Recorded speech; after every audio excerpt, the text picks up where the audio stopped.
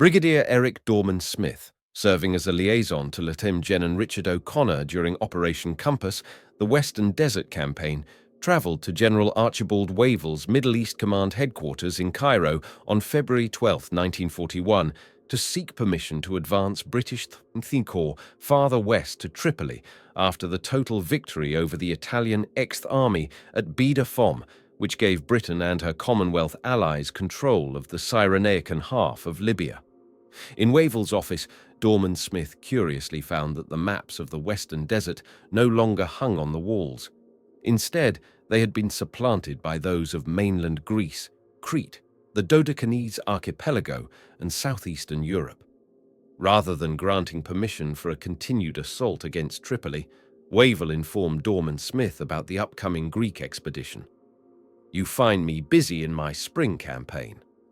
On February 10th, Churchill's War Cabinet had ruled out any possibility of continuing the advance to Tripoli. Wavell was directed to give first and foremost priority to assisting Greece. After the war, Wavell stated, "Having not one single complete formation available, I had to provide for the defense of Crete, the restoration of the situation in Iraq, and for a possible commitment in Syria.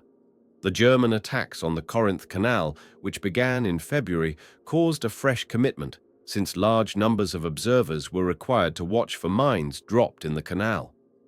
As background, on October 28, 1940, Italy invaded Greece without coordinating with Germany. England immediately promised assistance to Greece, and on November 6, Churchill announced the establishment of air bases and port facilities on Crete. Since October 24, 1940, German air staff officers had noted the possible British interest in establishing a base on Crete for use by the Royal Air Force's Bomber Command for employment against German-controlled Romanian oil fields. On October 26, a German Navy representative recommended the capture of Crete in the course of the Balkan campaign. With these two briefings, Crete had become more important. To the Germans, the strategic importance of Britain's possession of Crete was related to British dominance of the eastern Mediterranean, a jumping-off point for landing on the Balkan coast and waging attacks against Ploesti. Capturing Crete was a necessary German block against these British threats. It was doubtful, however, that the RAF would have stationed major bomber formations on Crete to attack the Romanian oil fields, which were more than 1,000 miles away. The unescorted Wellington bomber had the range, but the Luftwaffe's fighters in Greece would have presented a grave threat to these unescorted bomber squadrons. Notwithstanding, on April 25, 1941, Hitler issued Directive No. 28 for Operation Merkur, the code name for the seizure of Crete, with an execution date of the middle of May. The task of planning the mission fell to the commander of Eastern Fliegerkorps, General Kurt Student. The mission's objective was to establish a base for the air campaign against the British in the eastern Mediterranean. Essentially, the directive stipulated that Operation Merkur must not delay staging operations or in any way jeopardize the coming invasion of the Soviet Union, Operation Barbarossa. The German invasion of Crete would be the only operation during the war in which an expansive strategic target was attacked and secured by airborne assault alone. On April 17, 1941, Churchill gave Wavell permission to withdraw Lt. General Henry "Jumbo" Wilson's Imperial forces from Greece. At this time, Wavell cabled London, stating that Crete would hold.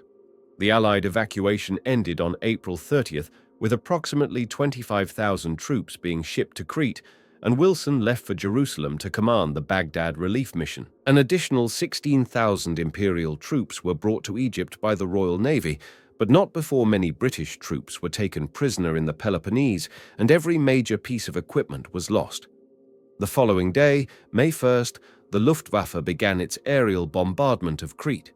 The deployment of strong Air Force elements to the Balkans and to Greece, as well as the parachute assault conducted by elements of the 7th Flieger Division at the Isthmus of Corinth on April 26, 1941, unmistakably told the British that Hitler was targeting Crete.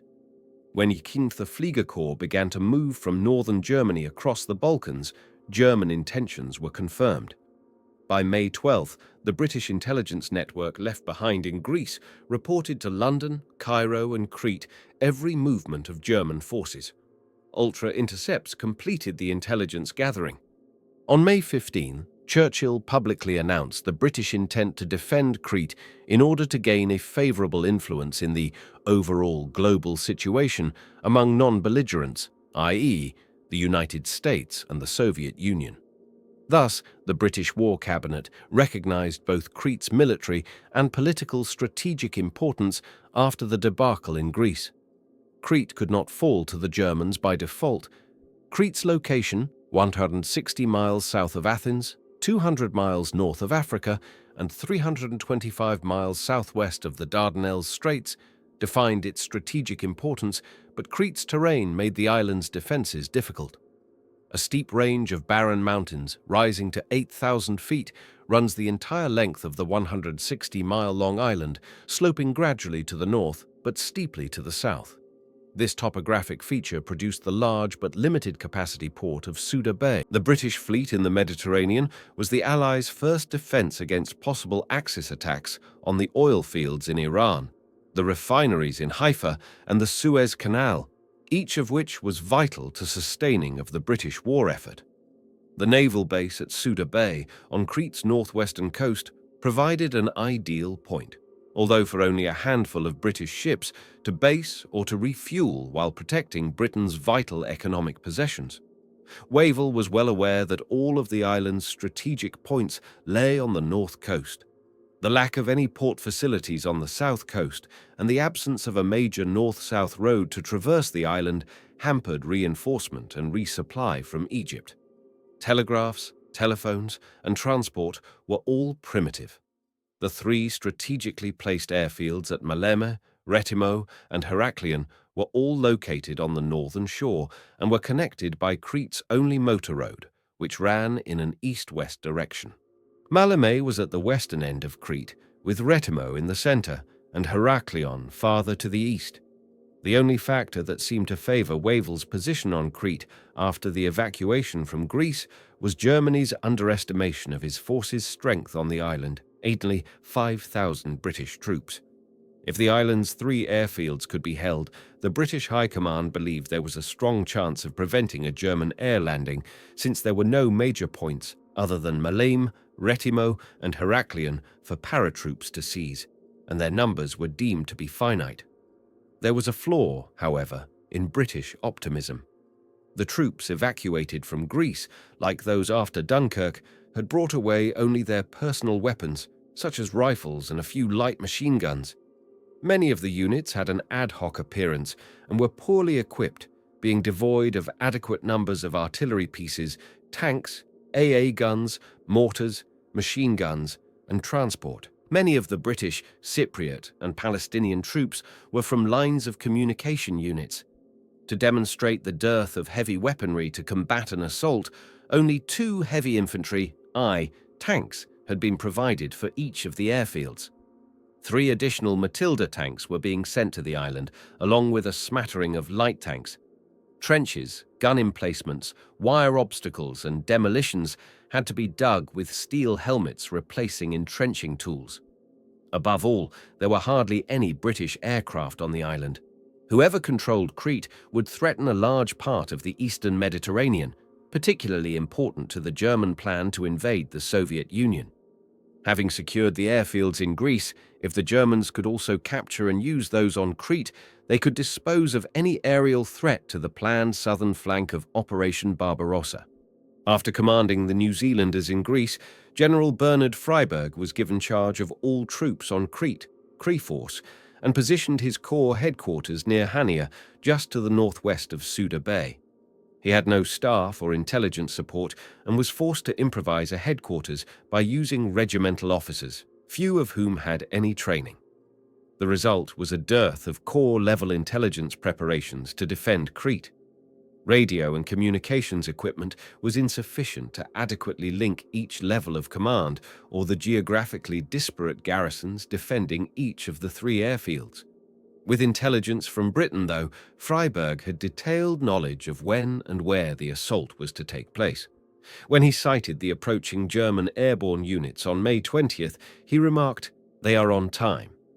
The German commanders found it difficult to obtain accurate intelligence about British forces on Crete, despite attempts at low-altitude flights. Student planned for tactical surprise by attacking with paratroops and glider-borne infantry at the three airfields simultaneously, while Freiburg's defense of Crete was based on preventing enemy seizure of the Allied strongpoints, the three airfields and the port at Suda Bay. Unfortunately, with limited transport on the island, preparations for defense and development of tactics were essentially rudimentary, leaving each of the four defense sectors wholly independent of the other, without the chance of needed reinforcement at critical times. On Crete, there were, at the end of April, between 27,000 and 28,000 Allied troops, exclusive of the Greek battalions. Not all were combat troops, and only a fraction, the 14th Infantry Brigade of the British 6th Division, were not evacuees from Greece.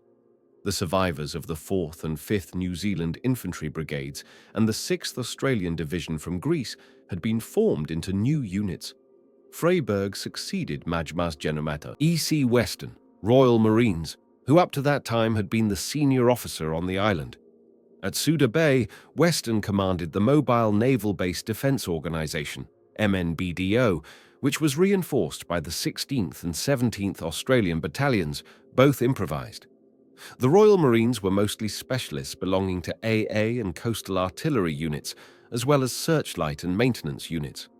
Some 1,200 British riflemen formed from various units along with the 106th Regiment, Royal Horse Artillery, RHA, acting as infantry, were also attached to the garrison. In October 1940, Crete possessed 8 heavy and 12 light AA guns. With the arrival of the MNBDO in April and early May 1941, the total number of AA guns was brought up to 32 heavy and 36 light, of which 12 were not mobile, and 24 searchlights. 3 brigades of the New Zealand Division, under the temporary command of Brigadier Edward Puttick, replacing Freiburg, were deployed around Malem Airfield, the port of Hania, and Galatos, located south of the coast road between the two sites. The 4th New Zealand Brigade comprised 3 infantry battalions, 18th, 19th, and 20th, under the command of Brigadier Lindsay Inglis, whose headquarters was situated between Galatos and Hania. The 5th New Zealand Brigade, composed of the 21st, 22nd, 23rd, and 28th Maori Infantry Battalions, was commanded by Brigadier James Hargest, with his HQ at Platanius to the east of Maleme Airfield. Of note, Lieutenant Cole L.W. Andrew was the commander of the 22nd New Zealand Battalion, defending Malem Airfield, Malem Village, and Hill 107, just south of the airfield and to the east of the Tavronitis riverbed. The 10th Improvised Infantry Brigade comprised the New Zealand Divisional Cavalry Detachment and a composite battalion formed from various New Zealand personnel and 2 Greek battalions. This ad hoc formation was commanded by Lieutenant Colonel Howard Kippenberger and was situated near Galatos. At Retimo were 4 battalions of the 19th Australian Brigade and 6 battalions of the 4th and 5th Greek regiments. Their HQ was under the command of the senior Australian officer, Brigadier George Allen Vasey. Lieutenant Colin Ian Campbell was in charge of a sector HQ and his own battalion, the 201st, with the mission of defending the airfield and Hill A to the east of Retimo in the vicinity of an olive oil factory. At Heraklion, the 14th Infantry Brigade, consisting of 4 British, 2nd Battalion, the Leicestershire Regiment, 2nd Battalion, the York and Lancashire Regiment, 2nd Battalion, the Black Watch, and the later arriving 2nd Battalion, Argyll and Sutherland Highlanders, and 3 Greek battalions of the 3rd and 7th Regiments, along with 300 Australian riflemen and 250 artillerymen employed as infantry, were under the command of Brigadier B.H. Chappell. There was no separate reserve sequestered outside the sectors, but one of the New Zealand brigades in the Malem sector and a British battalion at Suda were designated Force Reserve and were to be kept ready to move at short notice on Freiburg's order. The heavy AA guns were mostly concentrated in the Suda-Hania area, with all sectors possessing some light AA guns except Retimo, which only possessed a dozen well-camouflaged field pieces.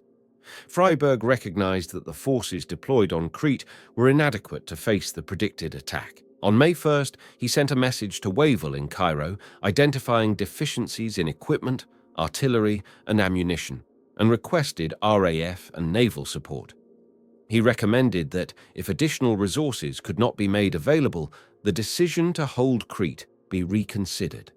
Wavell relayed Freiberg's message along with his own concerns on the subject to the commander of the Imperial General Staff, CIGS, but under pressure from Churchill, who felt that Crete must be held for political reasons, Wavell received instructions to hold Crete at all costs. Freiberg proceeded with his preparations to defend Crete from the predicted airborne and seaborne assault. Wavell cabled Freiberg, "I have most definite instructions from War Cabinet to hold Crete, and even if questions were reconsidered, doubtful if troops could be removed before enemy attack." According to Freiberg, Wavell did everything humanly possible to get us every available bit of equipment, artillery, and defense store. Wavell further dispatched, "Freiberg did not anticipate, any more than anyone else, the overwhelming strength in which the German Air Force was to make the attack, nor how carefully and skillfully their plans had been laid, nor the losses they were prepared to accept to attain their object. The invasion begins. At 6 a.m. on May 20th, heavy bombing of key points preceded the landing of parachute and glider troops around Malem, 8 a.m., Retimo, 4:15 p.m., and Heraklion, 5:30 p.m. By nightfall, only a firm area at Malem was held by the German paratroops, and none of Freiberg's airfields had been captured. The Germans demonstrated their brutality when a battalion of Fallschirmjägers landed at Condamari, southeast of Malem, on May 20th. Armed civilians joined the 21st and 22nd New Zealand Infantry Battalions in battling the paratroopers. After Crete fell, German troops took revenge on the partisans, shooting as many as 60 men from Condamari. Another town, Kandanos, was destroyed and most of its residents executed. Freiberg cabled Wavell on May 20th. "Today has been a hard one. We have been hard-pressed. So far, I believe, we hold aerodromes at Retimo, Heraklion, and Malema, and the two harbours. Margin by which we hold them is a bare one, and it would be wrong of me to paint an optimistic picture. Fighting has been heavy, and we have killed large numbers of Germans. Communications are most difficult.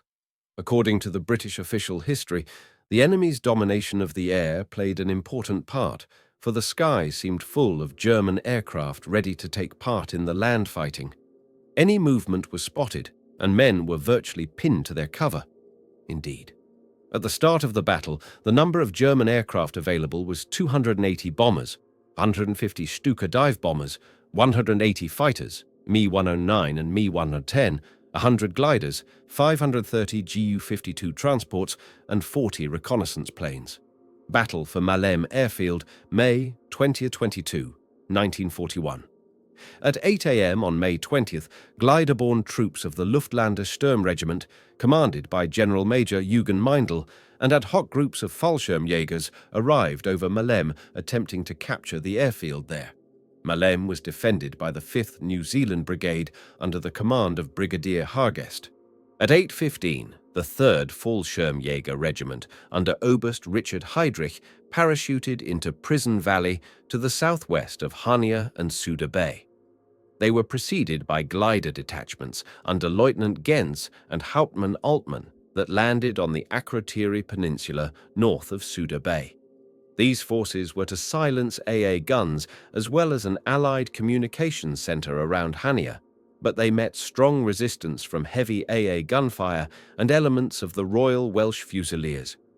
The German paratroops were also met by elements of the 4th and 10th New Zealand Brigades at Hania and Galatos, respectively. The scene at Malem on May 20th has been described by author John Sadler. Sweeping in at under 400 feet, beneath the elevation of the heavier AA guns, the Junkers kept in tight formation until they reached the drop zones. If the 3.7-inch guns couldn't register, the Bofors, manned by the Marines, certainly could, and they fired till the barrels glowed red.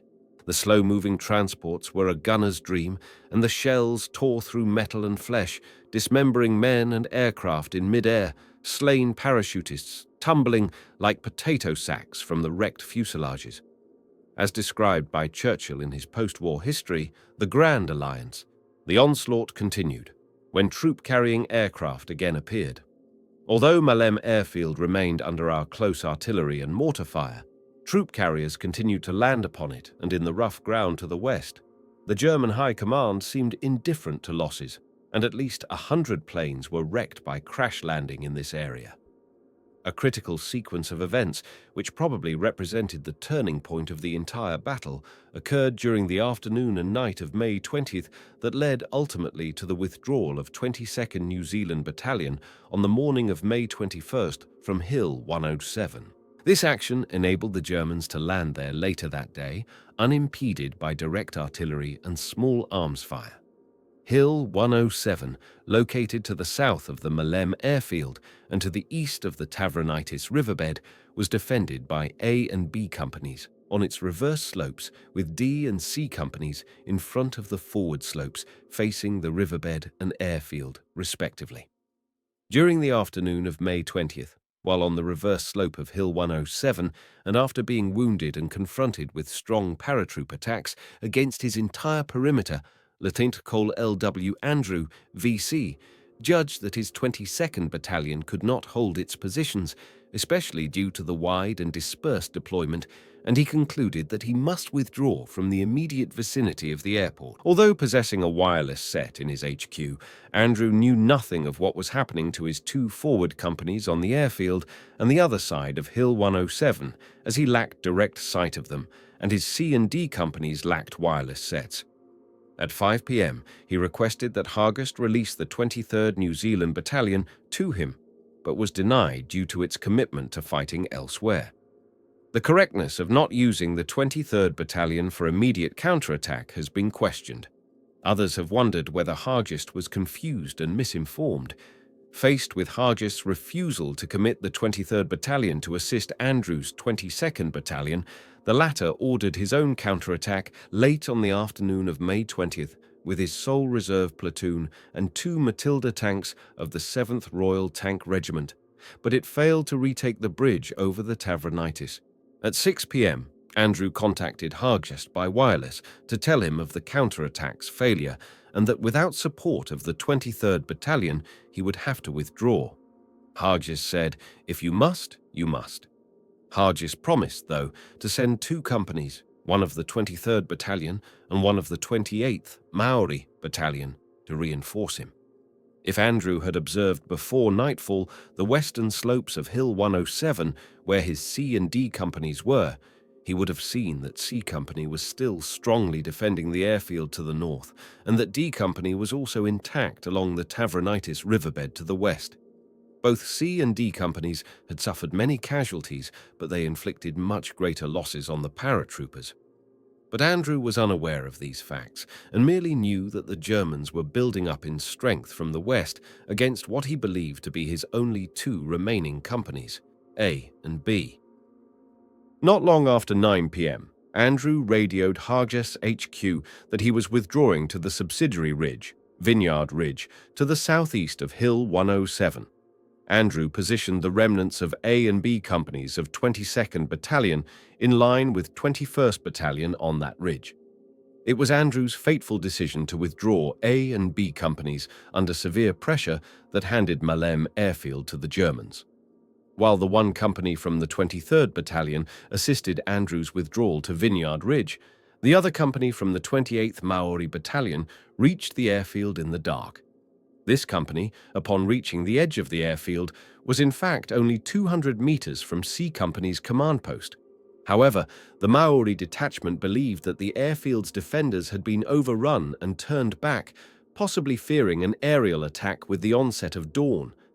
Had the Maoris linked up with C Company and continued to defend the airfield on May 21st, the course of the entire battle could have swung in favor of the Allies. The survivors from Company D, under Captain Campbell, on the Tavronitis slope of Hill 107, upon learning that Andrews' Battalion HQ had left the reverse slopes of Hill 107, had no alternative but to fall back as well. By dawn, the Germans were in possession of Hill 107. C Company's commander, Captain Johnson, found out about Andrews' decision to withdraw during the early hours of the morning of May 21st, and knowing that his men could not withstand another 24 hours of attack, he led his surviving troops away from the airfield at 4:30 a.m.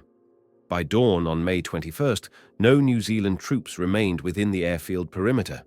From their new positions, direct fire was only possible on the eastern end of the runway. Maleme Airfield was lost and became an effective operational airfield for the enemy before the second day of the battle had started. The 100th Gebirgsjäger Mountain Regiment started to arrive at Maleme by 5 p.m. on May 21st. The 3rd Fallschirmjäger Regiment, which had landed in Prison Valley, south of Galatos and Hania, sent out patrols to link up with German forces moving east from the now captured Maleme airfield. Even though Freiberg may have been confused by Hargest's misleading message about the situation at Maleme as quite satisfactory, the Cree Force commander was overly concerned about the enemy's seaborne reinforcements. Freiberg was still vacillating on whether an attack from the sea would commence or whether air landings at the airfields would continue. Whether due to a strategic error or lack of ultra-intelligence, Freiberg did not move needed troops for the further defense of the airfields, specifically Maleme. Even Churchill commented that Freiberg did not readily believe the scale of air attack to be so gigantic. His fear was of powerful organized invasion from the sea. This we hoped the Navy would prevent in spite of our air weaknesses. Freiberg later acknowledged, "We, for our part, were mostly preoccupied by seaborne landings, not the threat of air landings."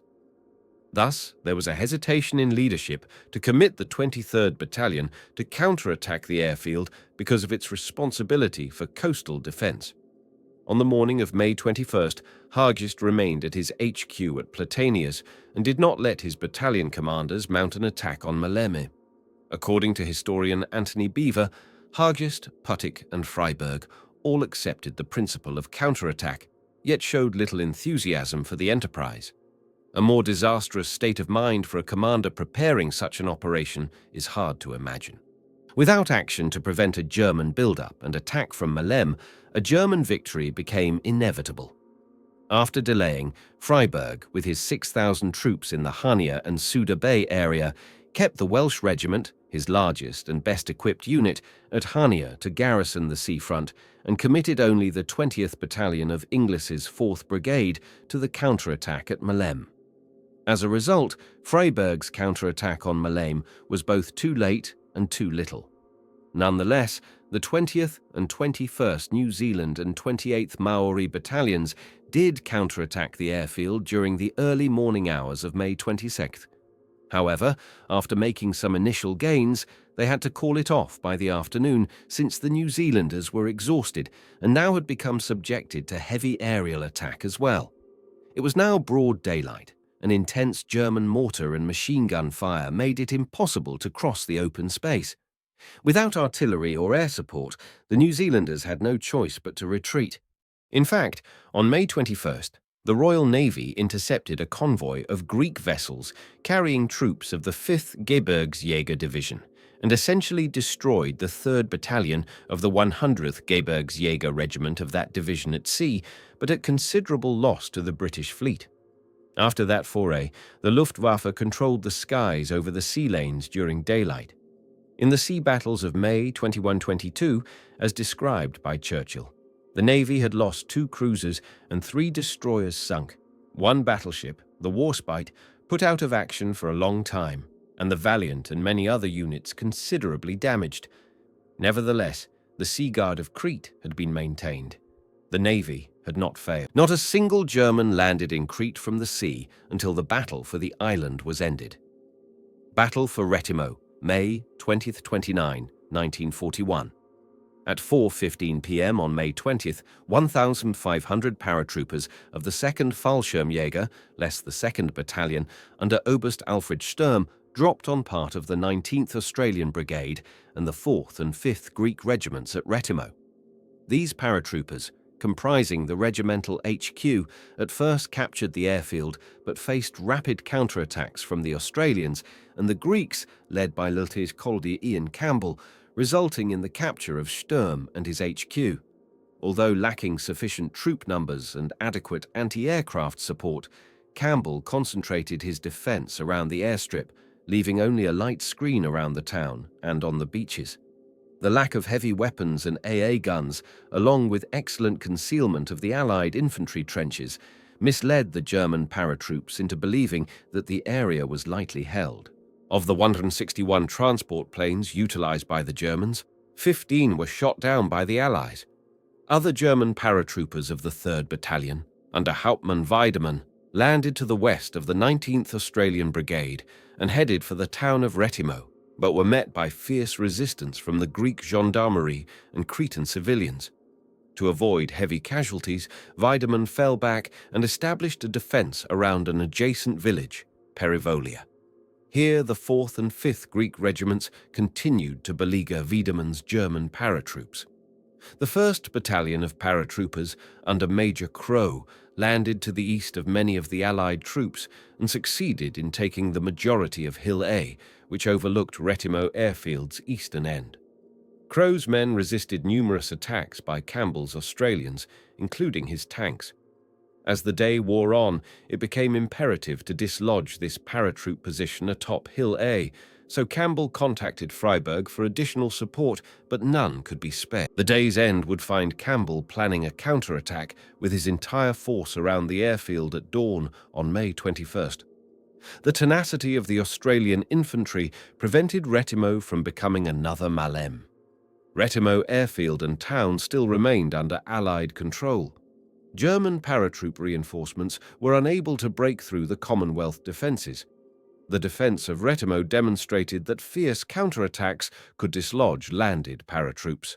As John Sadler wrote, there is no escaping the conclusion that an injection of the same urgency and dash could have turned the tide at Maleme and altered the entire course of the battle. So, too, historian Anthony Beaver noted, if events at Maleme had followed the pattern at Retimo and Heraklion, then the Germans would have lost the Battle of Crete. Since no attack had been made at Georgiopolis, located between Suda Bay and Retimo on May 20th, Freiburg moved the 2 8th Australian Battalion during the night to Suda, followed the next night by the 2 7th Australian Battalion and Brigadier Vasi's HQ. Thereafter, the 2 battalions and supporting units at Retimo, under the command of Ian Campbell, acted as an independent force. It soon became impossible to reach it, and Retimo remained completely isolated until the end. On the morning of May 21st, Campbell's Australians successfully counterattacked Crow's force on Hill A, with the German survivors retreating to form a position around Stavromonos and the olive oil factory. The next day, Campbell attacked the factory with his Australians and the 4th Greek Regiment. However, the thick walls of the building, along with some language barriers among the Allied troops, caused the assault to wane in intensity. At both Perivolia and Stavromonos, a virtual stalemate continued for several days. On May 25th, Campbell's men suddenly captured the olive oil factory after bombarding it with their field guns' last few rounds. Major Roy Sandover, commander of the 211th Battalion, and his men participated in the bloody attacks on Perivolia. They captured some of the outlying houses, but the Germans blasted them with light anti-tank weapons. Quickly realizing that without heavy weapons, more attacks would only lead to a waste of lives, Sandover ceased his assault on Perivolia. Campbell's entire garrison at Retimo had fulfilled their orders, namely, to deny the airfield and the port to the enemy. However, the Aussies had no knowledge of the evacuation from Heraklion to the east. Communication by land had been blocked, and Campbell was unable to contact Creforce by wireless. A small boat sent from Suda with supplies reached the Australians in the early hours of May 28th, shortly after their 2 tanks had been finally destroyed in an attack on the German strongpoints round Perivolia. Lieutenant Haig, the young naval officer commanding the supply boat, had failed to bring Freiburg's message with instructions for evacuation due to confusion at Suda and Kreforce headquarters. All Haig could tell Campbell was to head for Sfakia on the south coast, but Campbell would not abandon his mission at Retimo until officially relieved. Both Campbell and Sandover finally had to accept that they could not break the German grip on the coast road. An idea to attack towards Suda was discarded, and Campbell insisted on continuing to deny the airfield to the enemy as ordered. On May 29th, German mountain artillery and motorcycle troops were advancing from the west, while another German force had left Heraklion in the east for Retimo. The next morning, the Germans renewed their advance, with tank support against the survivors of the Australian 1st and 2011th battalions. Rather than incur more futile casualties, Campbell surrendered with most of the garrison, while Sandover, along with 13 officers and 39 NCOs and other ranks, later escaped to Egypt by submarine, after spending many months hiding in the mountains of Crete. Battle of Heraklion, May 20th, 29, 1941. On May 20th, the 3,000 paratroops of the 1st Fallschirmjäger under Oberst Bruno Breuer, with the 2nd Battalion of the 2nd Fallschirmjäger Regiment attached to it, dropped around Heraklion onto the 14th Infantry Brigade, under the command of Brigadier Chapelle, and suffered grievous losses. After initially remaining silent in order to convince the Germans that their previous raids on the gun emplacements had put them out of action, small arms and AA fire decimated the initial wave of transport aircraft and paratroops, the latter landing in open terrain with little cover. Since the Stukas and Mi-109s had returned to their base on the island of Scarpanto, east of Crete, because they could not wait for the delayed Ju-52 troop carriers, the British Bofors gun crews shot down 15 of these slow transports in 2 hours. The 2nd Battalion of German paratroops was caught in a deadly crossfire dealt to them by the 2nd Leicesters and the 2nd Black Watch. The 3rd Battalion of the 1st Fallschirmjäger Regiment, under Hauptmann Karl Lothar Schulz, was assigned the task of taking the town of Heraklion and initially had to overcome Greek troops and Cretan civilians resisting them prior to gaining control of some of the town. The 1st Battalion of the 1st Fallschirmjäger Regiment, under Major Erich Walter, landed relatively unscathed, but recognizing the plight of that regiment's 2nd Battalion, quickly moved to its aid. The 2nd Fallschirmjäger Regiment's attached 2nd Battalion, under Hauptmann Gerhard Schirmer, landed intact and far to the west of Heraklion to block Allied reinforcements from Retimo, thereby isolating Crete's easternmost port and airfield. Brigadier Chapelle's Allied troops immediately attacked on May 20th with the 2 Matildas of the RTR and the 6 light tanks of the 3rd Hussars. Chapelle had decided to counterattack within the first 2 hours of the aerial assault, since he knew that the outcome of the battle would be decided early. But Chapelle, although decisive on the first day of the German landings, did not throw his entire weight into advancing against the severely reduced enemy to crush them on May 21st. In addition to expecting reinforcements from the 2nd Battalion, Argyll and Sutherland Highlanders, the 14th Infantry Brigade had insufficient ammunition for a major attack and lacked the local intelligence to realize how few reserves the Fallschirmjägers actually possessed. Parenthetically, the leading company of the Argyll and Sutherland Highlanders with 2 Matildas did not arrive from Timbaki in the south to Heraklion until midday on May 23rd due to harassing attacks by the paratroopers. Since his orders were to hold Heraklion and the airfield there, as well as being ignorant of the disaster at Malem due to lack of wireless sets, Chapelle adopted a risk-averse posture and stayed within his perimeter, assuming that by simply holding on the German assault would end. At dawn on May 28th, after having endured a 5-day stalemate with the Germans at Heraklion, the 14th Infantry Brigade officers were informed that Royal Navy craft would embark the troops from Heraklion Harbour that night. The withdrawal, which had remained a secret that whole day, was conducted flawlessly, and any extra supplies and vehicles were destroyed. About 3,500 men had embarked by 2:45 a.m. on May 29th. Aftermath of the Malem airfield capture. On May 23rd, German airborne assaults continued, and the Allied troops commenced withdrawing to a new line near Galatos. On the night of May 23rd, the 5th New Zealand Brigade was withdrawn into divisional reserve and its front taken over by the 4th New Zealand Brigade. 2 days later, the British front lines at Galatos came under attack by elements of Gebirgsjäger regiments. The attack began early in the afternoon and tore a large gap in the 10th New Zealand Brigade's front by cracking the 18th Battalion's line.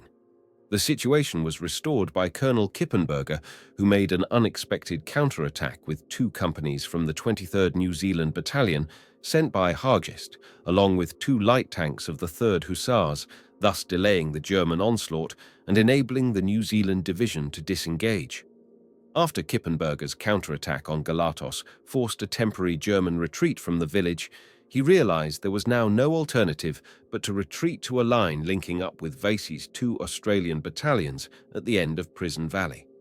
As Wavell stated in his post-war commentary, on 24th and 25th May, the fighting continued with the same intensity. The enemy continued to land troops and to force back our line from the Maleme area towards Kanea, which was heavily bombed and almost destroyed. General Freyberg now abolished the separate Maleme sector and put the New Zealand troops who had formerly occupied it under General Weston, Royal Marines, the commander of the MNBDO. Given the ferocity of the German airborne attack and the disaster at Maleme, Wavell had tried to send more reinforcements to the island. The only means of doing so was by fast warship that could reach Suda Bay under cover of darkness, disembark troops, and get clear of the island before dawn. This limited both the number and type of troops that could be sent. Some of them were the Argyll and Sutherland Highlanders, along with 2 battalions of commandos known as Lay Force, a body of specially picked troops who had been sent out from Britain for combined operations under the command of Colonel Robert Laycock. 200 men from Lay Force had arrived at Suda Bay on the night of May 24th on the cruiser HMS Abdeel.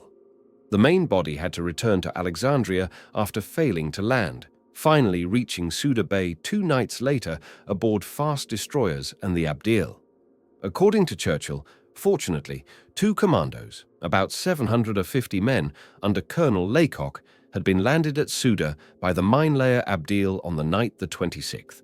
These comparatively fresh forces, with the remains of the 5th New Zealand Brigade and the 7th and 8th Australian Battalions, fought a strong rearguard action, which enabled almost the whole of our forces in the Suda-Kanea-Malem area that still survived to make their way to southern shore. On May 26th, the Germans broke through the Hania-Galatos line and Allied troops withdrew to Suda Bay.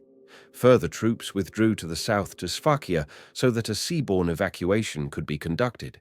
By the end of the 7th day, Freyberg signaled Wavell that his force was exhausted and that the Allied position was hopeless. In Freyberg's own words, a small, ill-equipped and immobile force such as ours cannot stand up against the concentrated bombing that we have been faced with during the last 7 days. Once this section, Suda Bay, has been reduced, the reduction of Retimo and Heraklion by the same methods will only be a matter of time. After the war, Wavell wrote, 26th May proved the critical day. Our line west of Kanea was broken and driven back on Suda Bay, so that a considerable portion of the base area fell into enemy hands. Suda Bay became no longer tenable. All troops were much exhausted, and the enemy air bombing was as intensive as ever. The enemy had by this time landed some 30,000 to 35,000 troops on the island. Early on the morning of 27th of May, General Freyberg decided that evacuation was inevitable and reported to me accordingly. In view of the situation he described and the impossibility of sending further reinforcements, I gave orders for the withdrawal of our garrisons from Crete. On May 27th, the Germans deployed a 5-regiment attack against Freyberg's force reserve, consisting of Royal Welsh Fusiliers, Northumberland Hussars, and the 1st Ranger Battalion from the King's Royal Rifle Corps of about 1,300 men. After being surrounded by the Germans, some of the force reserve broke out to rejoin the main force at Suda. To keep an evacuation route to Sfakia open and buy time for an Allied withdrawal to get started, the Allies mounted a counterattack with elements of the 19th Australian Brigade and the Maoris of the 5th New Zealand Brigade. Even as late as May 27th, Churchill continued to exhort Wavell, "Victory in Crete is essential at this turning point in the war. Keep hurling in all aid you can." But on May 27th, Wavell signalled to Churchill that Crete was no longer defensible. Canea front has collapsed, and Suda Bay only likely to be covered for another 24 hours, if as long. There is no possibility of hurling in reinforcements. Force at Retimo reported cut off and short of supplies. Force at Heraklion also apparently almost surrounded. Fear we must recognize that Crete is no longer tenable and that troops must be withdrawn as fast as possible. It has been impossible to withstand weight of enemy air attack, which has been on unprecedented scale and has been through force of circumstances practically unopposed. London reluctantly ordered the island's evacuation, which occurred in an orderly fashion from May 27 through June 3rd.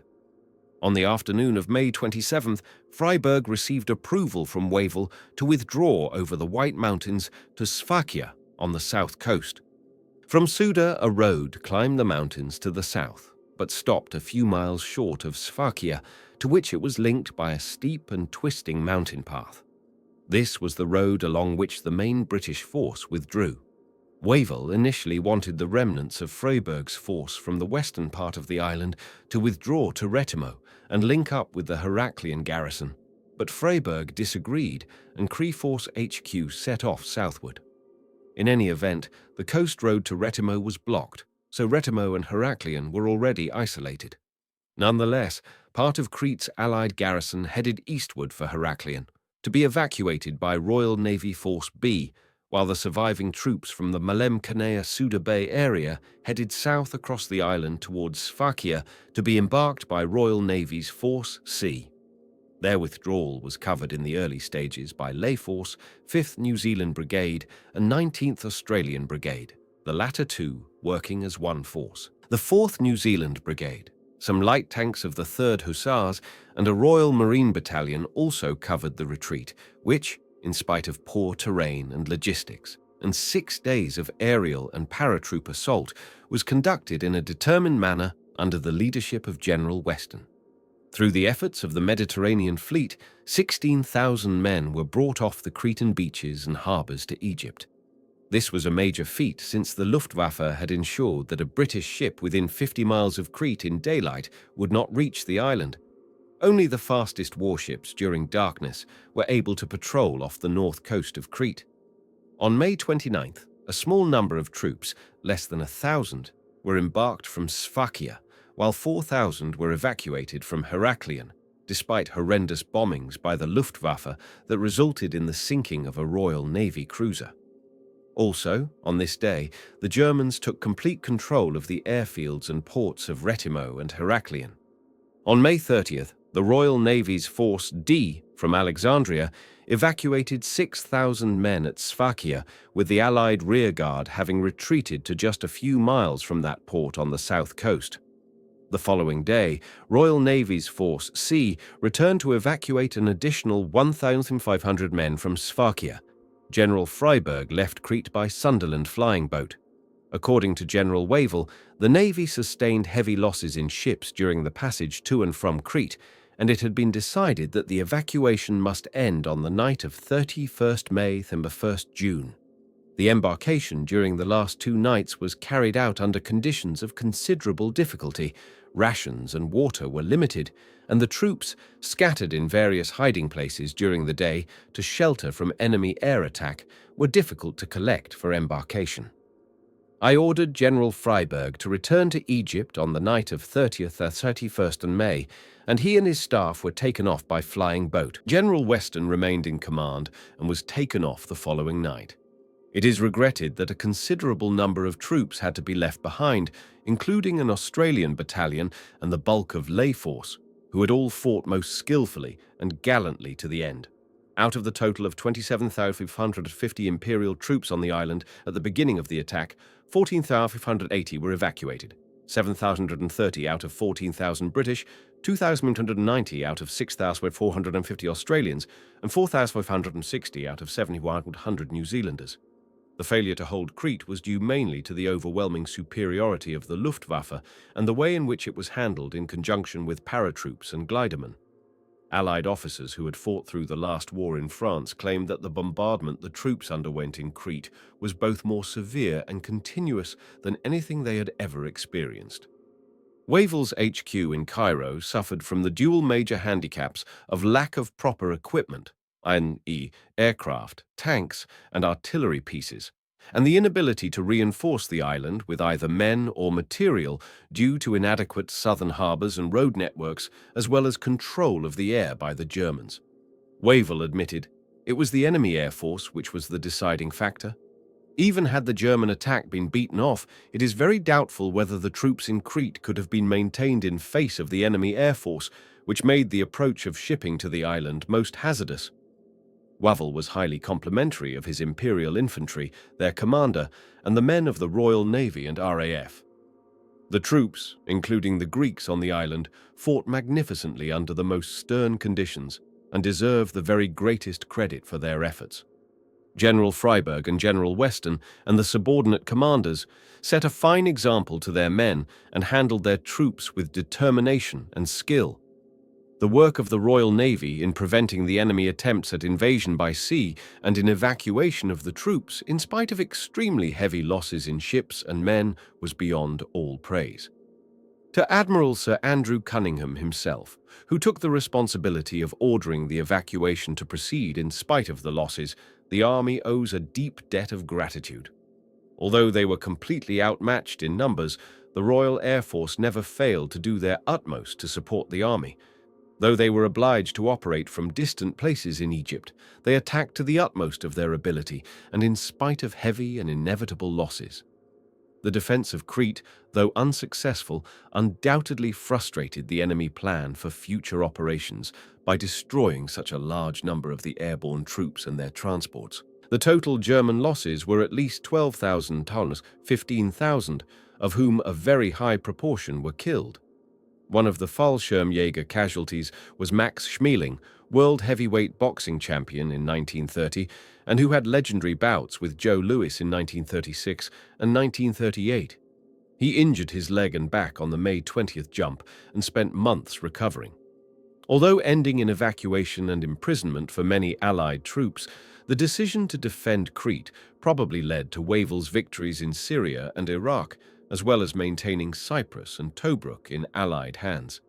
Some have argued that despite the losses in personnel and material on Crete, the resistance mounted against the invasion may have greatly contributed to saving the British position in the Middle East at this crucial juncture of the war. One must wonder if had there been more wireless sets to facilitate better communication between the commands at the three airfields, a more robust counterattack at Malem on the first and second days of the battle to keep that airfield in Allied hands, and a greater RAF presence to interfere with the Luftwaffe, Crete might have been a victory for Wavell and Freiberg.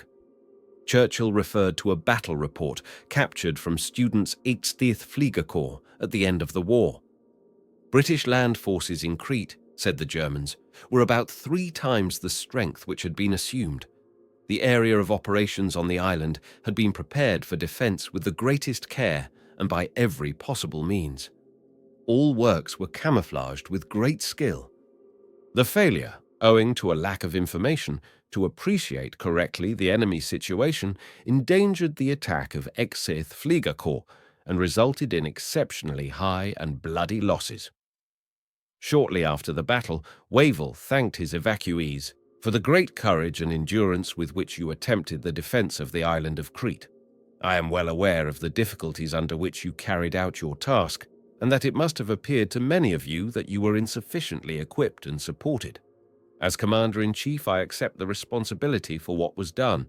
It was for strategical reasons necessary to hold the island, if this could reasonably be done. As a footnote, because of his high losses on Crete, Hitler vowed never to use parachute and glider-borne troops as an assault force in a major operation again.